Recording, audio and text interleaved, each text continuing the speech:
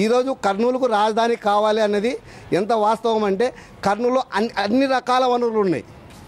Cement ఉత్పత్తికి సంబంధించినటువంటి ప్రపంచంలో కాదు భారతదేశం ఎక్కలేని ఒక నిల్వలు ఇక్కడే ఉన్నాయి. పెద్ద పెద్ద కంపెనీలు ఇక్కడే పెట్టారు.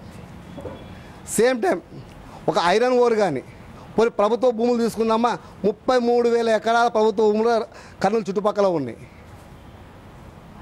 ఓరొకరి దగ్గర విమానాశ్రయం ఏర్పాటు చేయడానికి 5 సంవత్సరాల క్రితం ఏర్పాటు చేసినటువంటి అంటే ప్రభుత్వమే అధికారికంగా ఇక్కడ ఒక విమానాశ్రయం ఒక రాజధాని కావాల్సిన సకల వనరులు ఉన్నాయి, సకల వసతులు ఉన్నాయి, మౌలిక వసతులు ఉన్నాయని చెప్పేసి చాలా స్పష్టంగా ఉన్నప్పటికీ కేవలం ఒక మారుమూల ప్రాంతము లేకపోతే ఎక్కడో శ్రీకాకుళం ఉన్న వాళ్ళకి సమస్య అవుతుంది అన్నట్టు మాట్లాడుతున్నారు.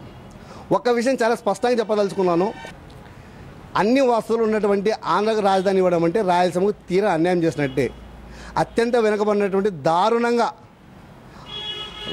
రాజస్థాన్లో తార్ ఎడారి తర్వాత నెక్స్ట్ అనంత ఎడారిగా మారిపోతుంది. దాని గురించి ఎవరు కూడా ఆలోచించడం లేదు. వెనకబడిన ప్రాంతంలో ఒక రాజధాని వచ్చిందంటే ఇక్కడ మౌలిక వస్తువుల వల్ల ఇక్కడ వచ్చేటువంటి ప్రయాణాలు లేకపోతే తదితర మిగతా అన్ని విషయాలు తీసుకుంటే ఈ ప్రాంతం కాస్తో కూస్తో అభివృద్ధి చెందడానికి చాలా మెజారిటీగా అవకాశాలు ఉన్నాయి.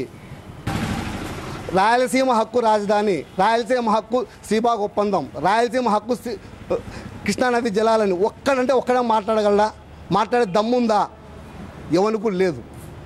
కాబట్టి ముఖ్యంగా చెప్పదలుచుకున్న ఒకటే, ఈరోజు కర్నూలు రాజధాని కావడానికి అన్ని రకాల వసతులు ఉన్నాయి.